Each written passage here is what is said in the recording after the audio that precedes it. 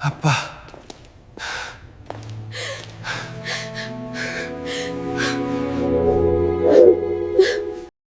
Rain hammered against the windows of the penthouse like bullets, each drop a accusation in the Seoul night.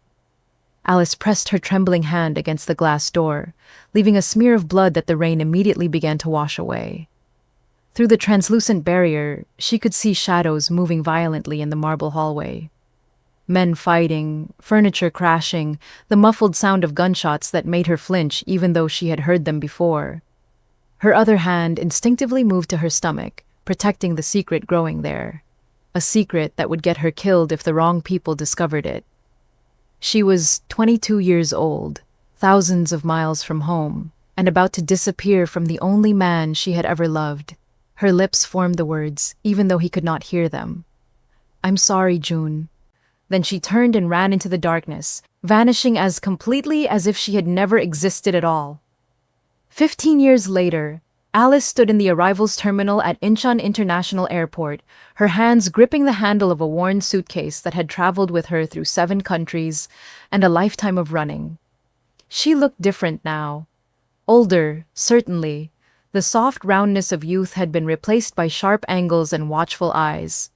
Her hair, once long and relaxed, now fell in natural coils around her shoulders. But the biggest difference was not visible in any mirror. It walked beside her, carrying a backpack and scanning the crowd with the cautious awareness of someone who had learned early that the world was not a safe place. Kai was 14 years old and he looked exactly like his father. The resemblance was so striking that Alice sometimes had to look away from her own son.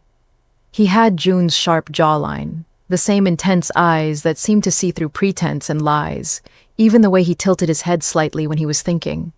Strangers who had never met Choi Joon-ho would not notice. But anyone who knew the man would recognize his bloodline immediately. That was the problem.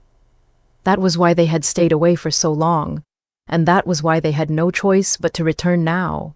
Kai stumbled slightly as they walked, catching himself on a pillar. Alice's hand shot out to steady him, her heart lurching with the familiar terror that had become her constant companion over the past 6 months. He straightened quickly, embarrassed, pulling away from her touch with the fierce independence of a teenager who hated showing weakness. "I'm fine, Mom." His voice carried a hint of irritation, but Alice could see the exhaustion in his eyes, the slight tremor in his hands that he tried to hide. He was not fine. He was dying. The diagnosis had come 5 months ago, delivered by a doctor in Johannesburg who had looked at the test results with confusion and concern.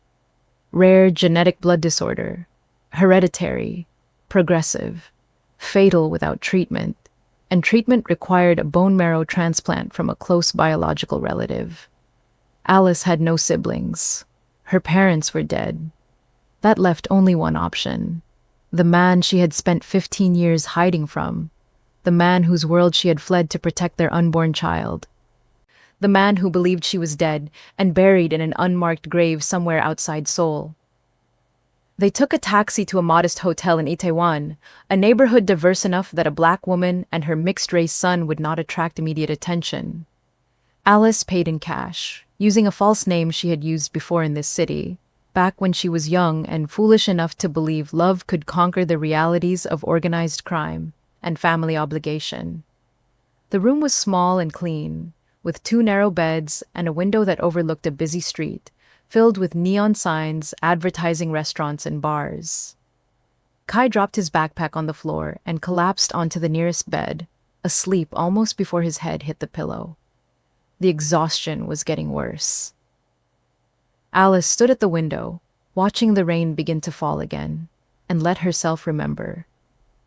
She had come to Seoul the first time as a translator, hired by a small import-export company that turned out to be a front for the Choi family operations. She had been good with languages, speaking English, Korean, and Swahili fluently, and the job paid better than anything she could find back home. She had not known what she was walking into. By the time she understood the true nature of her employers, it was too late. She had already caught the attention of Choi Joon-ho. He had been 28 then, newly elevated to the position of CEO after his father's sudden death. Some whispered it had not been natural causes, that the son had hastened his inheritance. But Alice never believed those rumors. She had seen the way June carried himself in those early days, the weight of unwanted responsibility pressing down on his shoulders. He had not wanted the position. He had wanted to study architecture, to build things instead of destroying them. But duty and blood had demanded otherwise, and Choi Joon-ho had never been a man to shirk his obligations. Their first real conversation had happened in his office, late at night when most of the legitimate employees had gone home. She had been translating a contract from Swahili, documents related to shipping routes through East Africa. He had walked in without knocking, startling her. She remembered looking up and meeting his eyes for the first time, feeling something shift in her chest that she had no name for. He had apologized for disturbing her, his Korean formal and polite, then switched to English when he noticed her accent. "Where did you learn Swahili?" "Kenya," she had answered. "I grew up there. My father worked for the embassy." They had talked for 3 hours that night about everything except the criminal enterprise that employed them both. Books, music, the strange isolation of living between cultures, never quite belonging anywhere. After that, he found excuses to see her, translations that did not quite need his personal attention. Late-night strategy sessions where her linguistic expertise was supposedly essential. Alice had known it was dangerous. She had known that men like Choi Joon-ho did not have innocent relationships with women like her. But she was young and lonely and tired of being afraid all the time, and he looked at her like she was something precious instead of disposable. So when he finally kissed her in the back of his car, rain falling outside just like tonight, she had kissed him back and damned the consequences. For 6 months, they had managed to keep it secret. Stolen hours in anonymous hotels, whispered conversations on burner phones, the careful distance they maintained in public, boss and employee, nothing more. June had wanted to tell his family, to make it official, but Alice had known better. She had seen the way his mother looked at the Korean women who angled for her son's attention, assessing their family connections and bloodlines like horses at auction. A black woman with no family name, no political connections, no wealth to bring to the alliance? She would be dismissed as a temporary distraction at best. At worst, eliminated as a threat to the family's reputation. Then everything had changed in one brutal night. Alice had been leaving the office late, walking to the subway station when a van had pulled up beside her.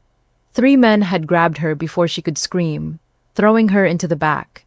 She remembered the smell of cigarettes and sweat, the rough hands tearing at her clothes, the realization that she was going to be raped and killed, and no one would even know to look for her body. She had fought anyway, biting and clawing, managing to get one hand on a phone that had fallen from someone's pocket. She had called the only number she knew by heart, June's private line. He had found her within 40 minutes.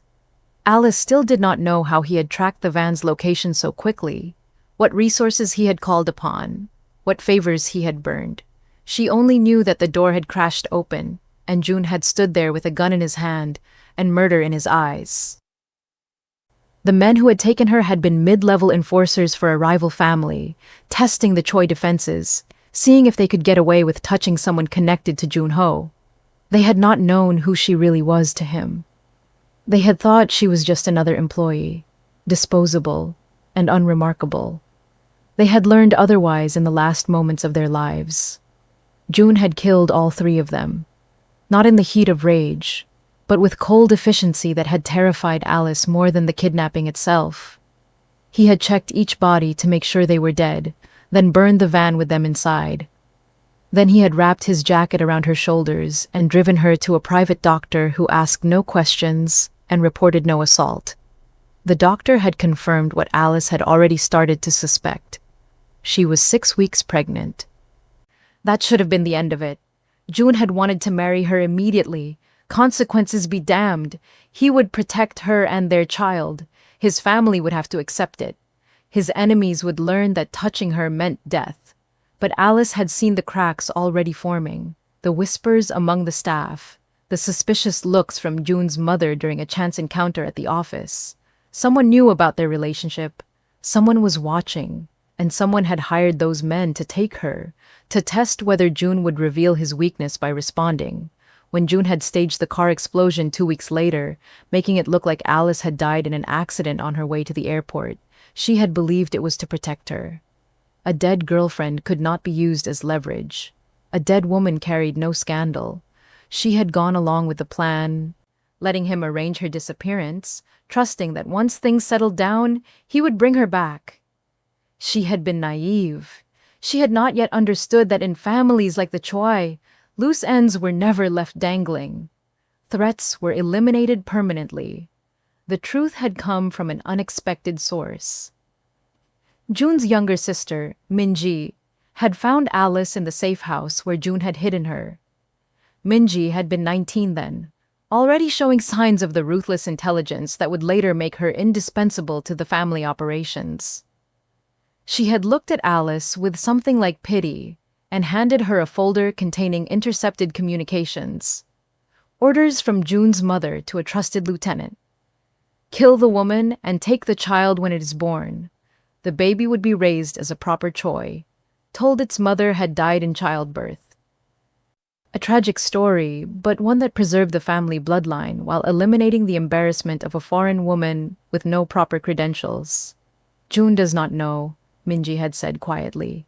He thinks you are safe here. He thinks once the baby is born, he can negotiate with our mother, convince her to accept you. He still believes family can be reasoned with. Alice had stared at the documents, her hand on her growing belly, and understood that she had a choice.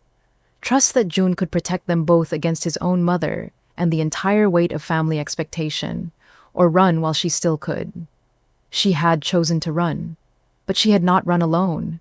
Minji had helped her, motivated by reasons Alice still did not fully understand. Perhaps she had wanted to save one person from their family's brutality. Perhaps she had genuinely cared for her brother's happiness. Or perhaps she had simply wanted leverage for future use, a secret card to play when the time was right.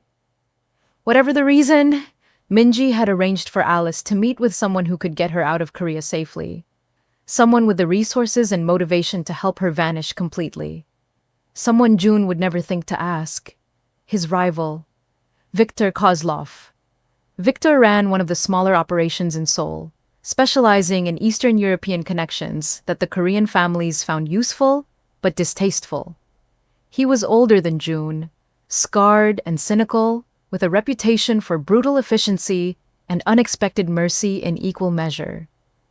When Alice had met him in a warehouse by the docks, 7 months pregnant and terrified, he had looked at her for a long moment before speaking. You are the one Choi Joon-ho thinks is dead. She had nodded. I need to stay dead. Victor had smiled, but there was no warmth in it. Nothing is free. Someday, I will ask for payment. Are you willing to owe me that debt? Alice had looked down at her belly and agreed. Whatever the price, it would be worth her son's life. Victor had been true to his word. He had gotten her out of Korea on a cargo ship, provided her with new identification documents, and set her up with enough money to start over in Johannesburg. He had never asked for the debt to be repaid. Not in 15 years, but Alice knew better than to think it was forgotten. Debts like that accumulated interest. They waited for the moment of maximum leverage. And now, returning to Seoul with Jun's son, she was walking straight back into Victor's reach. But she had no choice. Kai was dying and only his father's blood could save him. The next morning, Alice left Kai sleeping in the hotel room and took the subway across the city. She had memorized the address years ago, keeping it filed away in her mind like ammunition she hoped never to use. The building looked different than she remembered. More glass and steel, less concrete brutality. The Choi family had gone legitimate, at least on the surface. The brass plaque beside the entrance read Choi Industries, in both Korean and English. Import, export, real estate development, technology investments, all perfectly legal, all carefully constructed to hide the empire that still operated in the shadows underneath. Alice did not go to the main entrance. She walked around to the side street where deliveries were made, where employees on smoke breaks clustered in small groups, where security cameras had blind spots if you knew where to look. She found the service entrance and waited. 20 minutes later, a woman in an expensive suit emerged, lighting a cigarette with practiced efficiency. Minji had changed in 15 years. Her hair was shorter now, cut in a sharp bob that framed a face that had lost any softness it once possessed. She looked like exactly what she was, the second most powerful person in a criminal organization, dressed in designer clothing and carrying a handbag that cost more than most people earned in a month. Minji saw her immediately. To her credit, she did not react visibly, did not gasp or drop her cigarette or call for security. She simply took a long drag, exhaled slowly, and walked over to where Alice stood in the shadows. Her eyes scanned Alice from head to toe, cataloging changes, assessing threats. "You look older." Her Korean was as crisp and cold as Alice remembered. "You look powerful," Alice replied in the same language. Minji's mouth twitched in something that might have been a smile on someone with more capacity for warmth. "I earned it." "What do you want?" Alice had practiced this conversation in her mind 1,000 times, trying different approaches, different explanations. But standing here in front of the woman who had saved her life once, she found she could not manage the careful diplomacy she had planned. "I need to see him." Minji took another drag on her cigarette. "No." Just like that, flat and final. Alice felt anger rise in her throat. "You do not even know why." "I do not need to know why. You left. You stayed gone. You do not get to come back now because it is convenient." "This is not about convenience," Alice said, her voice rising despite her best efforts to stay calm. "This is about survival." Something flickered across Minji's face then. Not sympathy, exactly, but interest. She dropped her cigarette and ground it out with the toe of an expensive shoe. "Show me." Alice pulled out her phone and opened the folder of medical records she had translated into Korean. She handed the phone to Minji and watched the other woman's eyes move across the screen, taking in diagnoses and prognoses and treatment options with the speed of someone accustomed to processing complex information quickly. When Minji looked up, her expression had shifted into something harder to read. "You have a son," Alice nodded. 14 years old. Minji was quiet for a long moment, her fingers still holding the phone, her eyes fixed on something in the middle distance. Then she said, very carefully, "Does he look like his father?" "You know he does. That is why I never sent pictures. That is why I stayed away even when money was tight and danger was close. That is why I'm only here now because there is no other choice." Minji handed back the phone. "The family will want a DNA test. Let them test." "I am not lying." "No," Minji said slowly. "I do not think you are. That is the problem." They went to a coffee shop 3 blocks away, one of those anonymous chain locations that existed in every major city, where 2 women having a conversation would attract no attention at all. Minji ordered an Americano. Alice got tea she had no intention of drinking. They sat in a corner booth, and Minji laid out the situation with the blunt efficiency of a military briefing. June never married. There were women, of course, relationships that lasted months or sometimes years, but he never proposed to anyone, never had children with anyone.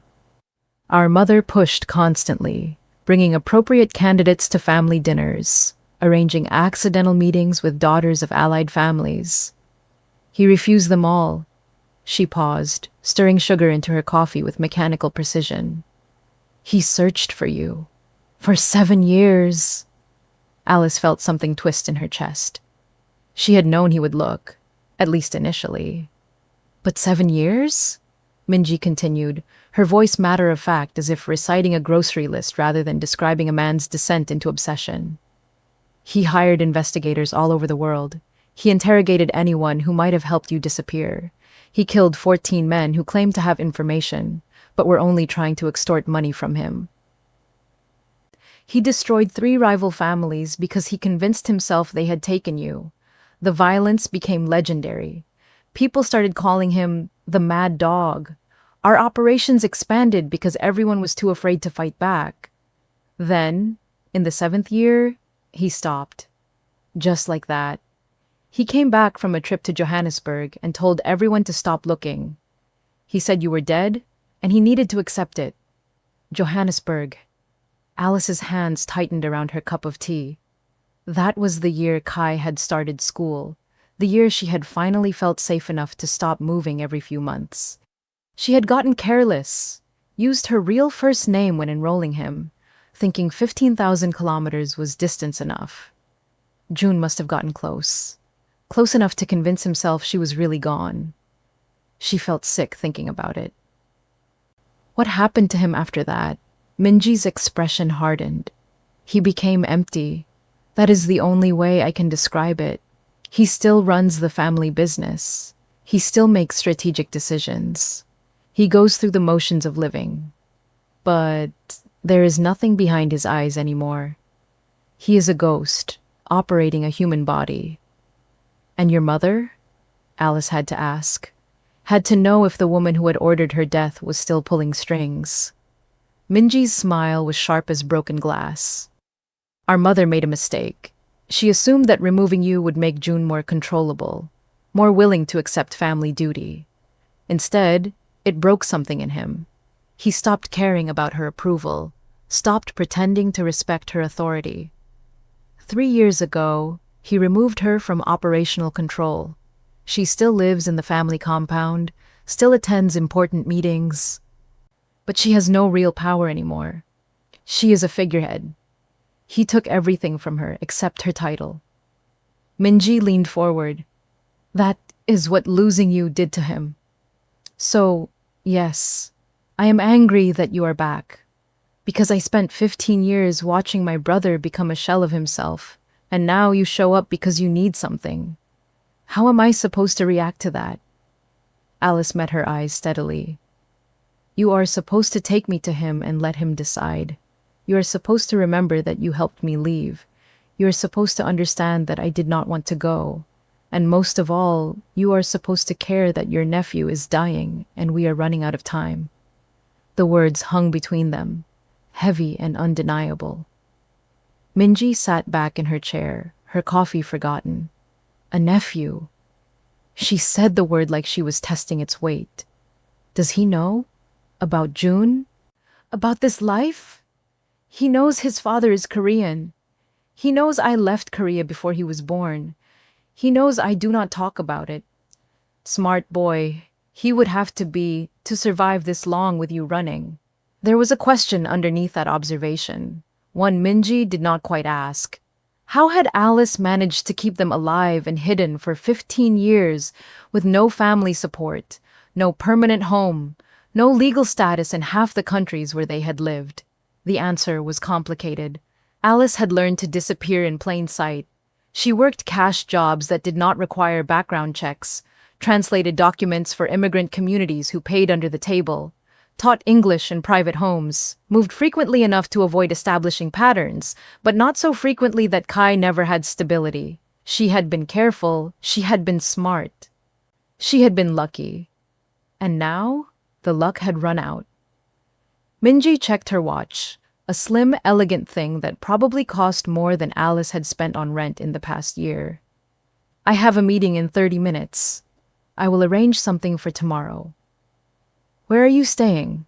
Alice hesitated. The hotel name would give Minji power, the ability to find them, to control the terms of any meeting, but she had come here asking for help. She could not maintain the illusion of independence now. She gave the address. Minji nodded. Stay there. Do not go anywhere. Do not contact anyone. I will send a car tomorrow at 10 in the morning. The meeting will be private. Just you and June, your son stays at the hotel. Alice started to protest, but Minji cut her off. Those are the terms. June will want proof.